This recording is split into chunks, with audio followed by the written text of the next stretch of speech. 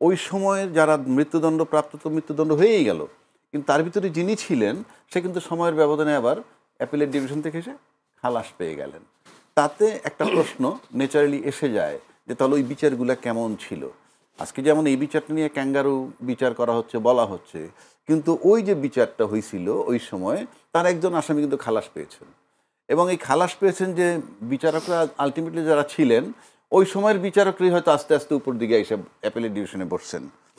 এটার মানে হচ্ছে যে মানে স্বচ্ছতা নিয়ে যদি আপনি প্রশ্ন করেন তাহলে ওই বিচারটা নিয়ে আপনার একটা স্বচ্ছতা প্রশ্ন আনতে পারেন।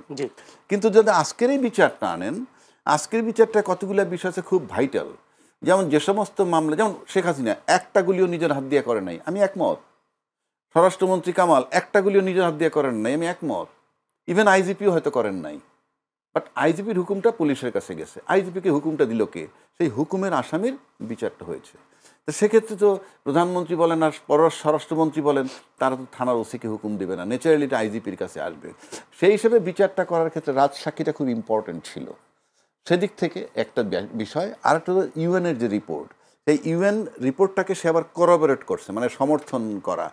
মানে এগুলো বিচারের দিক থেকে মোটামুটি আমি বলবো, আমি তো আর ভিতরে লয়ার ছিলাম না, তো মোটামুটি স্বচ্ছ বলে। এখন ন্যাচারালি উল্টা দিকের যিনি লয়ার আছেন উনি যে বলছেন সঠিক বিচার হয় নাই, আপিল করলে খালাস হবে, আমি একমত, উনি বলতেই পারেন।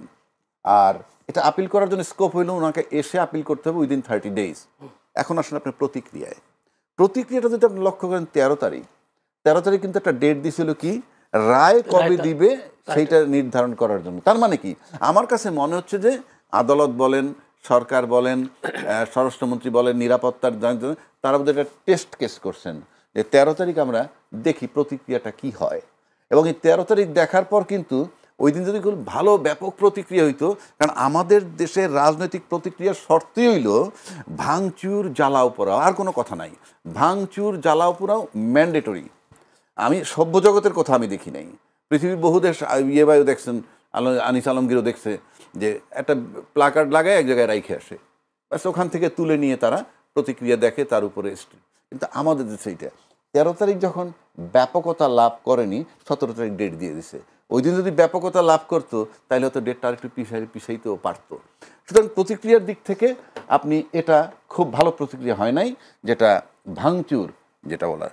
এবং এক্ষেত্রে মানে শেখ হাসিনা বঙ্গবন্ধুর কন্যা 16টা বছর শাসন করছেন। আজকে দেখলাম একটা পত্রিকা আসে, আমার দেশ পত্রিকায়, 230 বছরের ইতিহাসে উনি দ্বিতীয় মহিলা সরকার প্রধান যার মৃত্যুদণ্ড হলো। এখন আপনি আসেন কি মানে প্রতিক্রিয়াটা, এখানে মনে করেন সবার আগে ডিমোরালাইজড হয়ে গেছে স্বয়ং শেখ হাসিনা। কারণ কোথাও তার আমি একটা প্রশ্ন করছি, আমরা যখন শেখ হাসিনা ক্ষমতায় ছিলেন তার আশেপাশে মন্ত্রী বা এমপি যারাই ছিলেন কিংবা যারা স্বতন্ত্র প্রার্থীতে হয়েছে নির্বাচিত হয়ে এসছেন আওয়ামী লীগের, তাদের তো আমরা অনেক বক্তব্য শুনতাম শেখ হাসিনার গায়ে আঁচড় পড়লে আমরা একেবারে জীবন দিয়ে দিব, এই করব ওই করব, অনেক কিছু করবো। কিন্তু দলীয় প্রধানের একজন রায়, সেই রায়ের প্রতিক্রিয়ায় তেমন কোনো না আসা, প্রতিক্রিয়া না আসাটাকে আপনি কিভাবে দেখছেন? আমার প্রশ্নটা ওই জায়গায়। প্রশ্নটা হলো এই জন্য যে একটা কথিত কথা আছে না যে বালুর ট্রাক সরাইতে পারে নাই বেগম খালেদা জিয়ার সামনে থেকে দীর্ঘ 14 বছরে একটা বালুর ট্রাক সরাইতে পারে নাই। একইভাবে যদি আপনি দেখেন যে শেখ হাসিনা যে পরিমাণ, আনিস আলমগীর অনেক জায়গায় বলছে 2 কোটি কর্মী আছে, অনেকে বলছে অনেক কর্মী আছে, এবং ইউনূস সরকার এমন একটা সরকার, আমি একেবারে মোটামুটি আমার দেখা এক্সপেরিয়েন্স প্রশাসন তাকে কোঅপারেট করে না, একান্তই যেটুক না পারতে সেটুক করে। রাজনীতিবিদরা তেমন কোনো মানে কোঅপারেশন তাকে করে নাই। তা সত্ত্বেও, এবং আপনি নিশ্চিত থাকেন বিনা বিচারে হত্যা নাই, আয়নাঘর নাই, ক্রস ফায়ার নাই, এটা নিশ্চিত হওয়ার পরেও কর্মীরা যখন বের হইতে পারে নাই, এটার মানে হচ্ছে নাম্বার 1 তাদের মোরাল কারেজ নষ্ট হয়ে গেছে।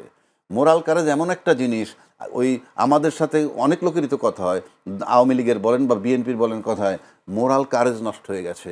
এবং যে জিনিসটা ভাবছিল যে এই বোধহয় চলে গেল, ইউনূস সরে গেল, এই বোধহয় নির্বাচন চলে আসলো, এবং নির্বাচন হলে কারা সরকারে আসবে সেটা তারা জানতো, সেই সরকার আসলে যে তাদের জন্য সহায়ক হইতো ইতিমধ্যে তা প্রমাণিত হয়ে গেছে। কিন্তু দিনে দিনে যাইতে যেতে হঠাৎ দণ্ডটা যখন হয়েই গেল, একেবারে দাপাস করে তারা ডিমোরালাইজড হয়ে গেছে। এখন মানসিক বল তাদের প্রতিদিন কমতে থাকবে, আমি আপনাকে বলছি। বাড়ার কোনো স্কোপ নাই, কারণ আপনি এই সুযোগে যখন কিছু করতে পারেন নাই, দেয়ার ইজ নো চান্স। 1 নম্বর এই যে সে ডিমোরালাইজড হয়ে গেছে। এবং সে ডিমোরালাইজ হওয়ার কারণে এখানে বর্তমানে গত 17 মাসে আমরা যাদের বডি ল্যাঙ্গুয়েজে যে সমস্ত রাজনৈতিক দলের দেখছি যে তার পক্ষপাতিত্ব করতে চায়, রাষ্ট্রপতি অপসারণ হয় না, এইসব বিষয়গুলো যদি সব আপনি এনে মিলান, আবার আমি এটা আলোচনা করছি, কেউ কেউ বলছে ইনক্লুসিভ নির্বাচন, ইয়েস ইনক্লুসিভ নির্বাচন মানে আওয়ামী লীগ সহ, এই বলাটা অপরাধ না, কিন্তু আপনি যদি চক্ষু বন্ধ করে ভাবেন তাহলে কি হয়, এই জুলাই এই কেলেঙ্কারির সময় আপনি ইনক্লুসিভ নির্বাচন চাচ্ছেন, এটা কিছুটা মনে হয় না যে ওই যে যেহেতু সরকার বলছে রায় না হওয়া পর্যন্ত নির্বাচন কি কার্যক্রম স্থগিত থাকবে, তখনই তো মনে হয় তারা জুলাই চেতনার বিরুদ্ধে যাচ্ছে।